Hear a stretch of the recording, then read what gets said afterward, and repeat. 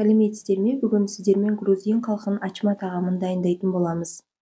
Бұл ленивая ачма, жалқау ачма деп аталады екен, өйткені бұл тез лаваштардан дайын болады.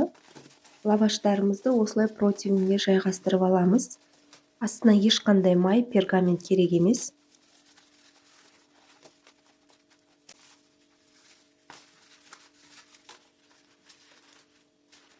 Енді начинкасына кірісеміз. Айран 2,5% 800 мг.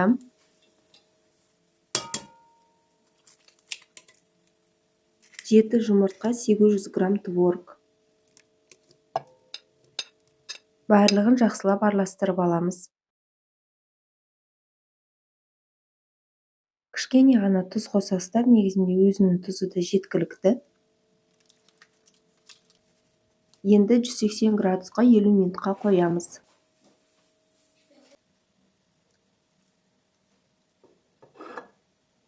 Дәмі деген тамаша болды, жасап көріңіздер таңғы асқа. Ас болсын.